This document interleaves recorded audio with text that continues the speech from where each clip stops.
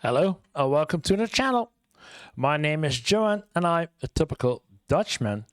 And I react to all kinds of videos about life and living in the US or life and living in Europe, specifically the Netherlands. And if you like this kind of videos, the reaction videos of life in US or life in Europe, then please consider to hit the subscribe button. We're still trying to get on our way to get to the 1,000 subscribers, what's absolutely necessary in the eyes of YouTube. So if you would hit the subscribe button, it would be really appreciated. And for today, we're gonna take again a look into the US education system. We did one yesterday. It was more like a breakdown in the indoctrination, but that was not what I was exactly looking for. So this is again an American reacts to UK versus USA education, the truth Americans don't want to admit. No clue what this truth is, and so let's compare what is happening between the UK and USA version, and maybe I can add into it how we doing it over mostly over in Europe. So let's take a look at it. If OBS works along with me. Okay. As a crossword puzzle that you fill out with emojis.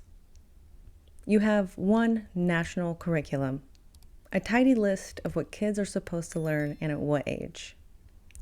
America has 50 different ones. Then you get it broken down by districts. This sounds like it's not the start of the video. Or does she do a what's coming up in the video? But because I started at the beginning. So. And whatever the school board president felt like he wanted to add the night before school started. As someone who survived this system without becoming a conspiracy theorist or a motivational speaker, I'm going to do my best to guide you through it all. Why British kids from Carlisle to Cornwall learn the exact same thing at the exact same rate, while in America they can't decide on what age a kid should be before they teach long division, and if dinosaurs and humans walked the earth at the same time. Spoiler, they didn't, unless you count the Flintstones, which in some states is basically a documentary. Good morning. Ooh, again, a lot of criticism and sarcasm in the video. Ooh, okay, let's continue. Mr. Vice President.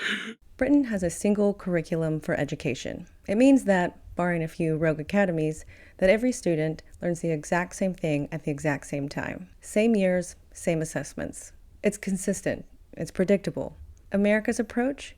50 different countries in a trench coat. It's like every little state is its own sovereign kingdom. Then each state said, great, let's do that, and let's divide that again. So in America, instead of having one national curriculum, you have 50 different states, 13,000 different districts, 100,000 schools, and millions of very strong opinions. This produces classrooms where one district will teach climate science, and another teaches that gas stoves are part of God's law, and a third spends half the year preparing for active shooter drills, because kids learn ballistics before they learn biology in America. Okay, and this is in the first 2 minutes. So she says that in the United States, there is not one general curriculum to work with, as in this is the educational content that you should teach your, let's say, ground school students. I will not say, because over here in the Netherlands we have the same, not the same, but in the Netherlands we have a set of targets that has to be reached by the end of ground school before they can move on to secondary school or high school or whatever, because there's quite a difference in ages between what is in the United States the end of the ground school and what is over here in the Netherlands and in most of Europe, the end of. So that's also a difference, but we're not talking about the differences in the ages, but the difference in the curriculum. And in the UK, she says it is one curriculum for everybody. Over here in the Netherlands, and I'm pretty sure that everywhere else in Europe has the same, as in there is a standard. These are the things that must be learned by age X and age I for everybody, every school, all over the nation, and continue. So, but in the United States, there is not a standardization for a curriculum. That seems hard to believe, but I have her word. Let me know in the comments how if she's true or if she is wrong. I don't know. It sounds so fragmented that's impossible to comprehend for me. Like, you cannot do this. Then you have a variety of educational content that's never leading to really learning something. Yeah. This is freedom. In the early 2000s, the US tried to fix the education system with something called No Child Left Behind. The name sounds lovely, like giving kittens little mittens. Kitten mittens! Schools became required to hit certain milestones or lose funding completely. Meaning schools became a factory for test taking, not education. No learning, no thinking, no understanding. And these tests weren't tied to students passing class or anything. They were just standardized fill-in-the-bubble tests to grade the school on how they think they've been teaching the children and if it's been successful. Okay.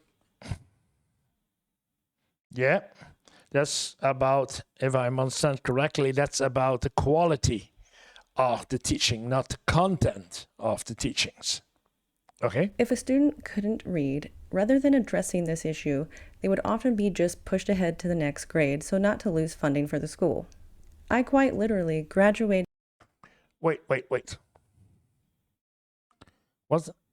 Who does the test? The kid or the teacher? Because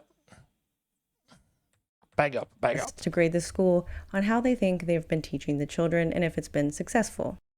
To grade the school. Who does grade the school? The kid or the parents or the teachers himself? That doesn't sound good. If a student couldn't read, rather than addressing this issue, they would often be just pushed ahead to the next grade so not to lose funding for the school.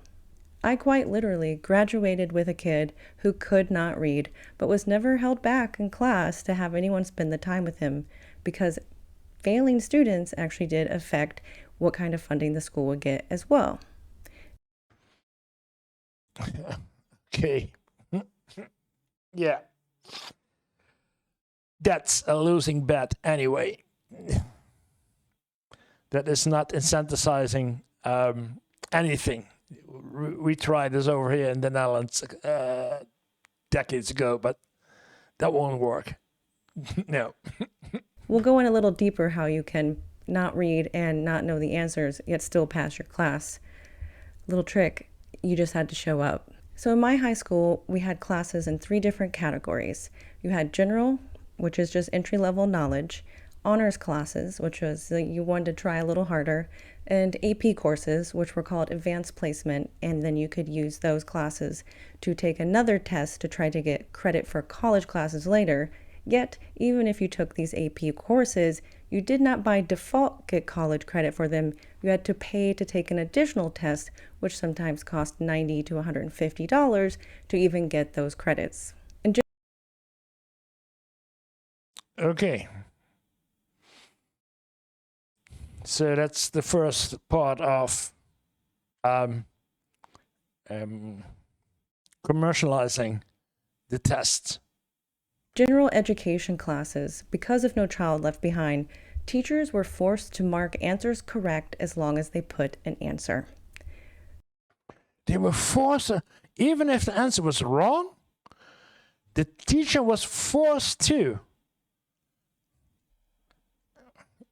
Nobody tells me in my class if I or some test is being made. No. Landed to free we're talking about, ain't we? Yes, you heard that correctly. As long as you put an answer, you had to mark it correct. I was a teacher's aide my senior year of high school, which was the last year of high school, and I was a teacher's aide for a World War II history class. It was a general education level, which meant any answer these kids put had to be marked correct because it showed they tried. Now, it showed they tried. So if I would do that with my kids, then they figured it out right the first time, and the second time they will answer, and then the test is finished in 10 seconds with 10 answers. Kids won't learn anything at all. And you can say, yeah, at least they tried. No, they did not. They just tried the opposite. They did not try. They just fill in the answers and then done with it, and then goodbye. It's totally against every form of teaching. one girl in the class found out about this loophole, and when posed with the essay question of what caused World War II to start, she wrote a full essay on because the house fell on the Wicked Witch of the West.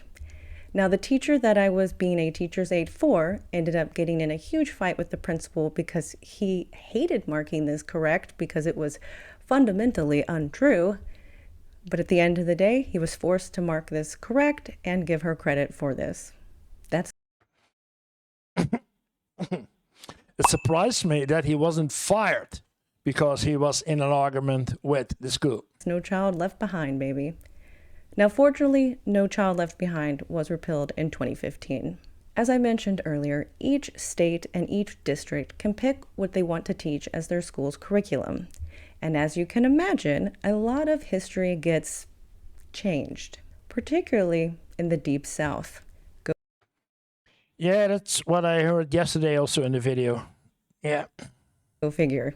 And it probably comes to a shock to nobody that the topic that gets adjusted the most is the Civil War. Now, there are cases of the Deep South calling it the War of Northern Aggression.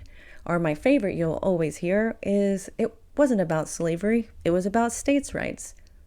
But the states' right to have slaves was the right that they were fighting about. Some states have even gone as far, and recently this has been a really big issue, as banning textbooks 1970s history textbooks in Alabama readmitted the use of the Union under the Constitution of 1868. Yeah, while Swain was military governor, the radicals drew up a new constitution for Alabama. Yeah, okay, it's most white and Negro probably received a little. Okay. books that mention the word slavery at all. Earlier this year, in the state of Oklahoma, which let me mention, test 50 out of 50 in education in America, meaning it is literally the worst testing state. People have the worst grades and the worst comprehension skills out of any state. They introduced a textbook to be taught, and it got adopted, that teaches the 2020 election was stolen. This is also the same state that the What? That teaches new academic standards in Oklahoma call for the teaching of discrepancies in the 2020 election results, continuing the spread of false narrative years after it was first pushed by President Trump and his allies.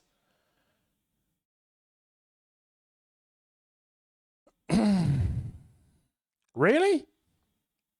superintendent of the state, which is basically saying the boss of all of education in Oklahoma, wanted to introduce having the 10 Commandments in every classroom as well as a Bible. Ironically, are the ones you most expect. He recently resigned due to being found watching a lady in an adult situation on the TV in his office. Ooh. Go figure. You know it's bad when the birthplace of colonialism looks at your country and goes, "You guys all right?" Then there's religion in public schools, where it's not supposed to be, because public schools in America are the free schools open to every student, paid for by tax dollars. And despite the Constitution very clearly saying the separation of church and state, schools for decades have been really pushing the boundaries on this. I'll give you a personal example for myself. In my middle school, when I was 14 in 1998, back in old Henderson, Kentucky, they had an event called Heritage Day, which meant they just made all of us sit in the gym like a really lame pep rally and had the whole school bow their heads and pray. Now, I refuse Heritage Day, okay. So all of them, and everybody had said to a prayer. to put my head down and pray, and the principal came over and tapped me on the shoulder and scolded me for not putting my head down. And me being the little nerd I've always been, I immediately told him how this was illegal to make me do in a public school. And the moment I mentioned illegal, he walked away. But everyone else in the school put their head down, and most 14-year-olds don't know their rights. Okay. Soon you may ban books and newspapers. When bigots burn the man who dared bring enlightenment and intelligence to the human mind. In Britain, you have the GCSEs, a national requirement for school. Standardized, recognized. In the US, the requirements vary so widely that most schools do not have anything even comparable to that test. There is no final test to be able to pass school. Most times, you just simply have to make sure you showed up for class, as I mentioned earlier. Okay. Over here, still talking about the age of 6 till the age of 12. At the age of 12, they have to do a final test to determine which direction they should continue their educational route to, and in conjunction with the teacher, what he thinks, and the parents. A lot of discussion is about this, if it's fair, or if it's really not tainted in any ways. So yeah, there is a lot of discussion about this end test, but at least there is an end test. Whether you learned anything or not, that's a separate, optional adventure. This is how someone can graduate school without learning how to read or write, and not really understand why the Wicked Witch of the West World War II theory is not widely accepted in academia. Now, something related to my personal high school, we had a daycare. Yes, it was for the students. It has been there since the 1970s. And while A daycare for the students? How should I read this? While it is sad that this has to be there, it also is really helpful to keep kids from having to drop out after they have children while they're children. Okay. Teenage mothers we're talking about. Yeah. It's, I guess, everywhere. Not a problem, but it can happen everywhere. Yeah.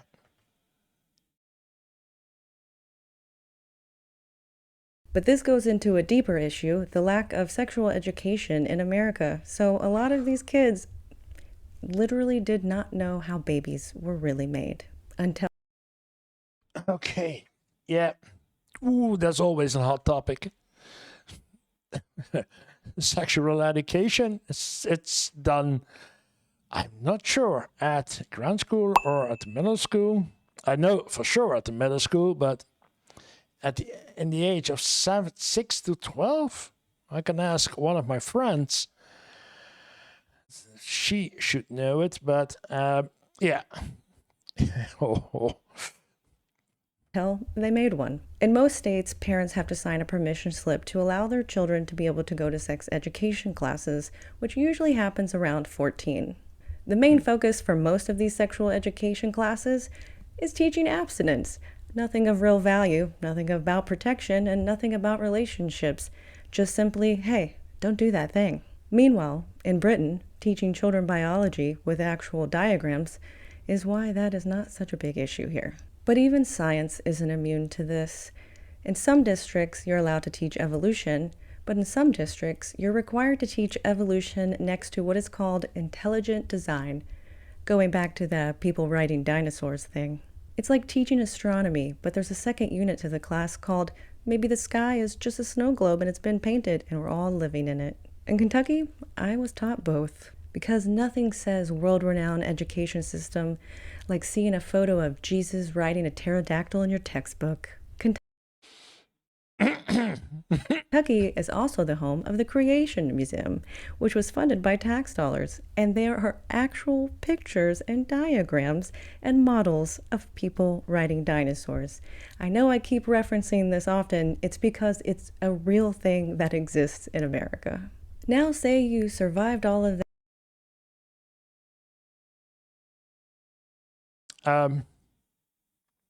This is a reaction video. I need to react to this, but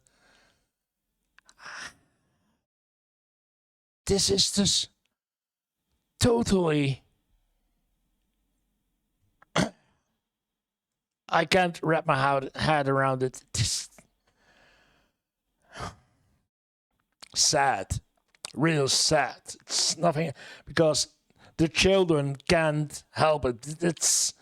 You would expect that the adults, the ones who really know how life is, give them the right information, the correct information, so that they learn the correct way what it is, and not make a history up that it's not true.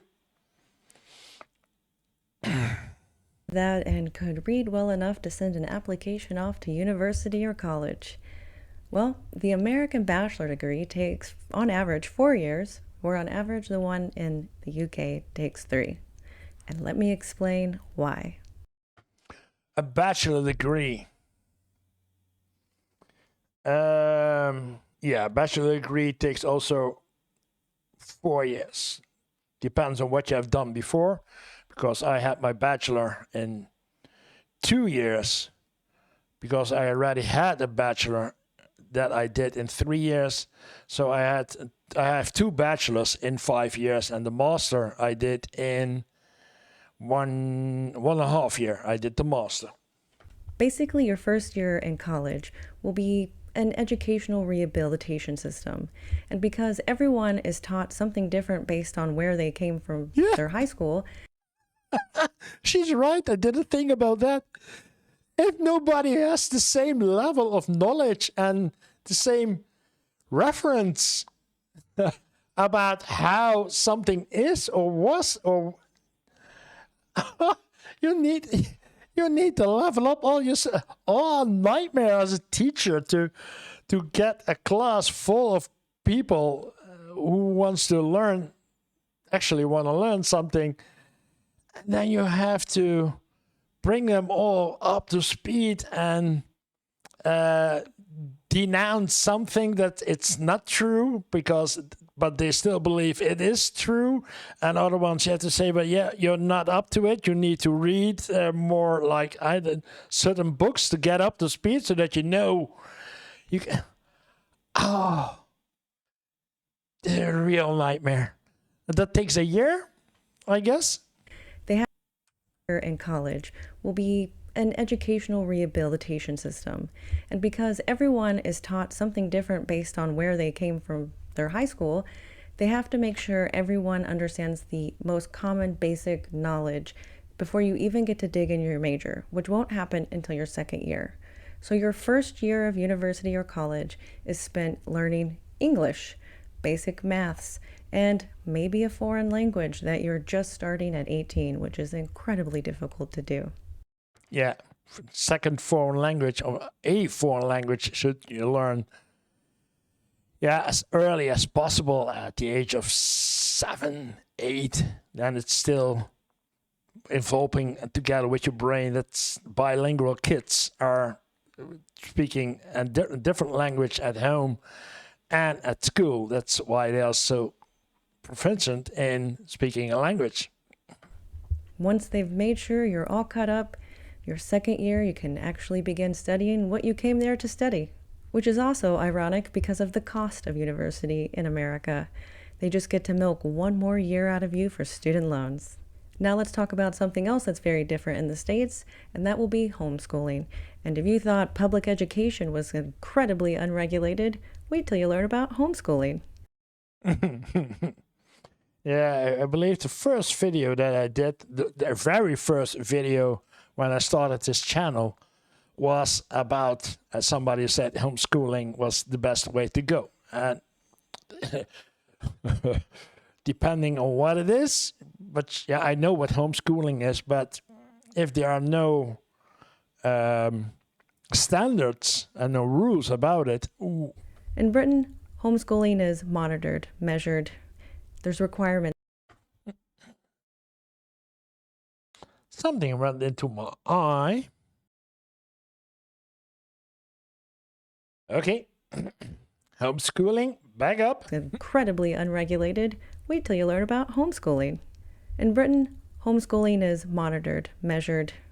There's requirements that you have to do. It is still school.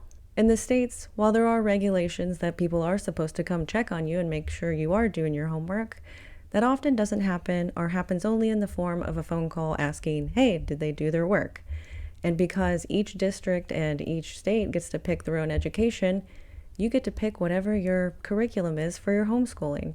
So often these begin being very religious based. There are actually workbooks for students on homeschooling that teach girls specifically how to measure in bushels, not numbers, because you're not going to need those pesky numbers when you're a housewife. I personally had a friend I grew up with that went on homeschool when we were 14.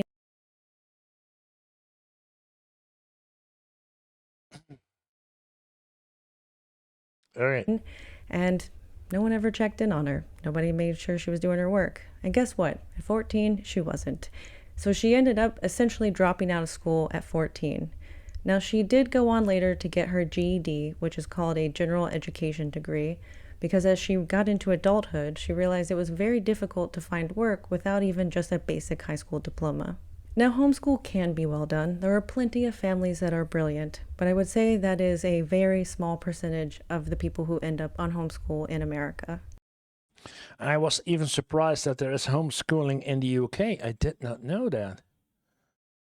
Because over here, there is no homeschooling, and for the carnivals that's going through the Netherlands and circuits acts, etc., there is always a school bus, a mobile school nearby or following them, so that those kids get their school, their education at this mobile school. So yeah, it's because those kids cannot go to a regular school because the parents are driving, because their job is going all over the Netherlands and make by that way their money. So yeah, no homeschooling. But in England it is. Oh yeah. Top reasons parents choose homeschooling F-. Based on National Representative Survey from the NCIS, parents who homeschool their children frequently cite multiple motivations. The most commonly reported reasons are school environmental concerns. Many parents point to issues such as safety, bullying, drugs, or negative peer pressure as a key factor in their decision to educate home. The most frequently reason is the most frequently cited reason. Oh, this is the most recently cited reason. Okay. Yeah, I can understand if parents are not feeling safe, that their kids are safe in the school, and that they do it at home. Yeah, I saw a couple of videos ago a parent who say, I gonna move to the Netherlands, so leaving the US because of she wanted that her kids would be safe at school. That's very drastic to do. So yeah, so some parents are really worrying about mass shootings at schools, and because of that, they do homeschooling. Yeah. Dissatisfaction with academic instructions. A large proportion of homeschooling families feel that traditional schools do not meet the academic. Yeah, could be. Desire for moral or family-centered education. Many parents choose homeschooling to emphasize moral instruction, religious teachings, or to prioritize family life and values. Yeah. The first one I really understand. The second one I more or less understand. This could be avoided if there was actually a standardization by state. I will not say federal, but at state level, there would be a standardization as these are the things that need to be taught in the right way, in the correct way, without leaving out certain parts of history, for example. But the third part, yeah, I don't, yeah, it's not, yeah. It is disproportionately used by families who would not have signed that sex education permission slip. Britain's system may be stricter, but it ensures two things. Children are safe and children are educated. The US system of homeschooling basically guarantees neither. Is the British system perfect? Of course not. No system is perfect. But compared to America, I agree. Not of the British system, but over here in the Netherlands, in Belgium where I worked, or in Germany where I'm at regular, nowhere is perfect. But at least it's better than I hear from yesterday's video and today's video in the United States. it's basically a Swiss watch. American students' education depends mostly on where they're at, what state they're in, what district they're in, what the politics of that local school board are, and how religious that community is. Now, America has produced brilliant minds, but that is not because of the system, it is in spite of the system. The British system is like having an adult in the room, while the American is like a kid with a bucket on their head. And that's the American education system from someone who survived it, mostly. Were you shocked to learn that America doesn't have a standardized curriculum for the Yes, I was shocked. whole country and that people can be taught whatever is on the mind of that district? Let me know in the comments below. Have you ever watched a movie about American high schools and thought, wow, that looks so fun? Not realizing if it was factual, some of those kids couldn't read in that movie. Please like and subscribe, hit that little button, leave those hype points if it's up, and I'll see you in the next one. Yeah, okay. What's in the movie and what is real is usually the movie one is most of the time fictional. Yeah, but that's what you have to take along with. It's not only because of the movie, but of the many TV series that you see. It's always so. But wow. Okay, this was more enlightening than it was for yesterday. Yesterday it was a lot of critics. This is also critic, but also explaining why it is and how it's been done. And I'm very surprised. And what I'm not surprised about from yesterday and today together is the comments that I sometimes see about how, quote, quote, I will not say how dumb the Americans are, because it's not their fault sometimes, I will say. Based on their education, this is what I hear today and from yesterday, and even more from today than from yesterday. I'm not surprised that the general idea of Europeans versus the United States students is that the United States are dumb. not my words, but I believe, if I can understand that this belief is going on. Yeah, and it has nothing to do that the Americans actually are dumb, but because they lack a large part of their education that we in Europe do. We do in Europe, and it doesn't be done in the United States. Yeah. Interesting video. Again, learning again about how the education system works in the United States. Let's see if I can find another one for tomorrow, even more clearer or from a different perspective from it. Let's see what it will be for tomorrow. And if you like the video, if you like the reaction, then please press the like button. And if you want to see more of my videos, then this is a good place to start with. And if you want to subscribe to the channel, then it would be really appreciated if you hit the subscribe button. Thank you for watching, and see you in the next video.